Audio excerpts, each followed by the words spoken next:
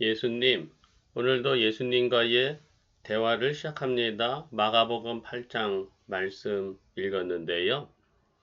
칠병이어 사건이죠. 기적이죠.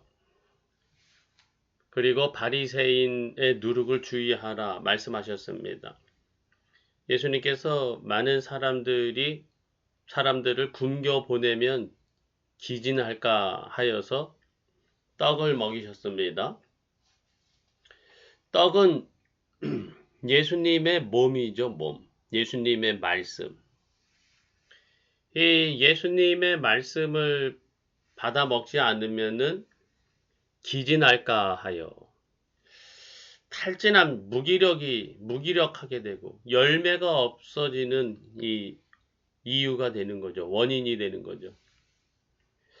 말씀, 이 말씀을 적절하게 잘 공급받을 수 있어야 되는데, 어, 저도 그렇고 교회 성도들이 하나님 말씀, 성경 말씀, 예수님의 말씀을 사모하고 매일 읽고 묵상할 수 있기를 원합니다.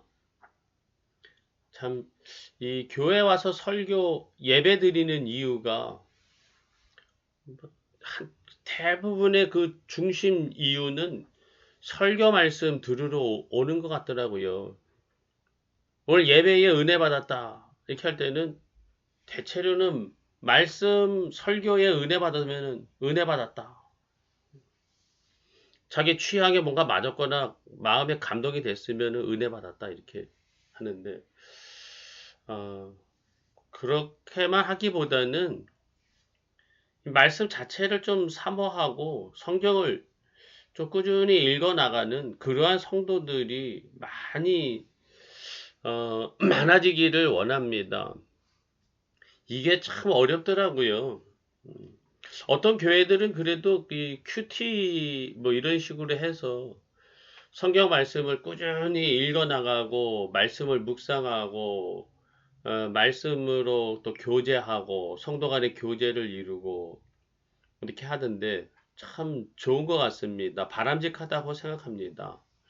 이 말씀을 사모하는 마음이 성도들에게 좀 가득하고 일이 바쁘고 힘들고 뭐 여유가 없다 뭐 이렇게 해서 자꾸 말씀을 자꾸 내려놓고 살기보다는 매일 말씀 읽는 것을 기억하고 명심하여 지켜나가는 그러한 성도들이 됐으면 좋겠어요. 근데 예수님께서 이 바리새인들과 헤롯의 누룩을 주의하라 이렇게 말씀하셨죠. 제자들은 우리가 떡 가져오는 것을 남은 떡 가져오는 것을 잊어먹어 가지고 예수님이 그거를 질책하시는 건가? 이렇게 했는데 그것이 아니라 예수님은 이 바리새인들과 헤롯의 누룩 저들의 위선적인 말을 가르침을 주의하라 한 거죠. 바리새인들의 신앙은 위선적인 신앙이었고 자기들의 위선적인 신앙을 옳다고 둔갑시키기 위한 변질된 가르침들이 많았습니다. 헤롯의 누룩 역시 정치적으로 유대인들에게 잘 보이기 위해서 포장된 말들이 많았던 것이죠. 그러나 그것은 정치적인 술수였을 뿐입니다. 이런 것들에 주의하라.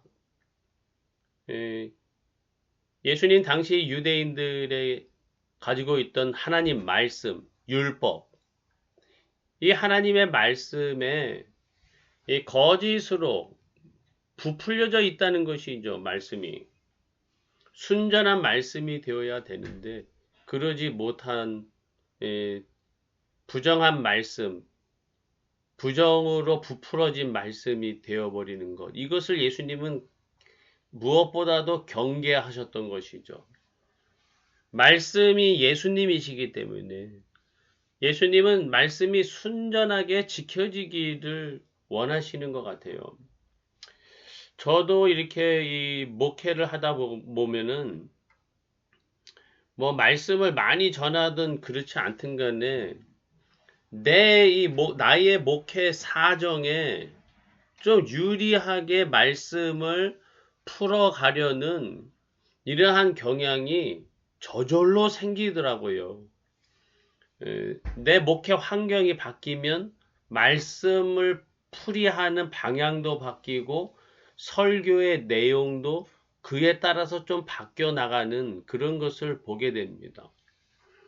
저는 교회에서 부교육자로 목회하다가 좀 힘들고 어려운 목회 개척 교회 목회를 하였고, 그런 어느 순간에는 예배실을 잃어버리게 되어서 예배실 없는, 그래서 가정집에서 상가에서 주일만 빌려서 예배 드리다가, 지금은 그나마도 없이 이 영상 화상 예배로 예배를 드리고 있다 보니까 나도 모르게 좀 이렇게 나의 목회 이 상황에 따라서 말씀을 해석하고 전달하게 되는 것을 보게 됩니다.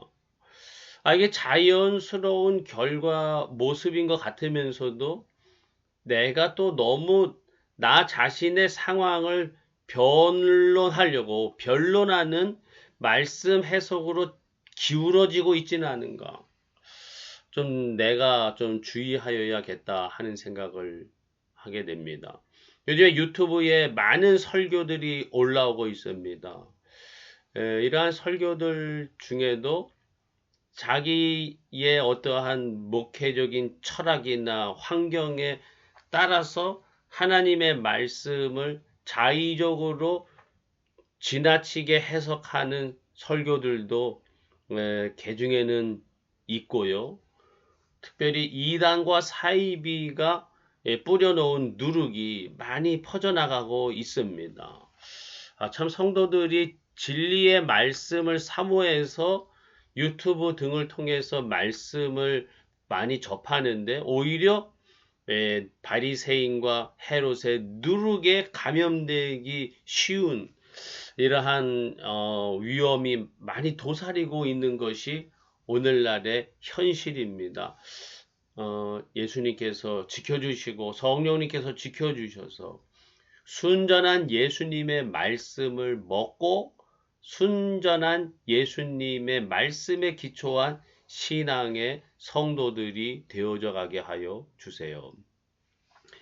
벳세다의 맹인을 예수님께서 고쳐주셨는데 두 번 안수해 주셨어요. 한 번에 팍 치료되었으면 정말 좋았을 텐데 한 번 안수하고 난 다음에 보니까 그냥 눈이 뿌옇게 보일랑 말랑 해서 다시 한번 안수해지니까 밝히 보게 되었습니다. 참 예수님 왜 이렇게 하셨나 의문스럽죠. 예수님이 능력이 없어서 두 번에 걸쳐서 눈을 회복시켜 주셨을까? 이보다 더한 상황도 예수님께서 단방에 손도 안 대시고 해결해 주셨었는데 왜 이러셨을까 이런 생각을 해보는데요. 너무 억지로 힘써서 인위적으로 하려고 하지 마라 그런 것 같아요. 왜 바리새인의 누룩이 첨부되었고 헤롯의 누룩이 이렇게 오염시키고 있을까 하니까 자기의 힘을 내고 안 되는 것을 억지로 하려고 하다 보니까 이 누룩의 위험에 빠지고 있는 것 같아요. 무엇을 하든지 안 되는 것을 억지로 하고 너무 힘을 줘서 하려고 하기보다는 상황이 힘들고 어려울수록 내가 힘을 좀 빼려고 내 힘을 빼고 예수님의 말씀이 말씀되기를 위해서 지혜롭게 온유하고 겸손하게 행할 수 있어야겠구나 생각해 봅니다. 나의 예수님. 베드로가 신앙 고백을 했죠. 주는 그리스도이십니다.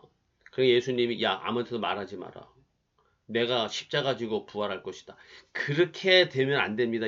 베드로가 막 항의하니까 이 사탄아 물러가라. 예수님께서 너가 사람의 일을 생각하고 하나님의 일을 생각하지 않는다. 예수님을 고백하는 것은 필요하죠. 그런데 예수님이 잘 나갈 때 고백하다가 배신하지 말고 십자가와 부활 앞에서 예수님을 증언하고 이 예수님의 십자가와 부활을 부끄러워하지 말고 자랑하고 기뻐하고 즐거워하고 예수님의 말씀을 십자가를 바르게 증언하는 그러한 고백과 증인이 되어야 한다. 말씀하신 것 같습니다. 말씀을 순전한 예수님의 말씀, 십자가와 부활의 말씀을 사모하고 증거하는 교회와 성도들 그리고 저 자신이 되게 해주세요. 나의 예수님.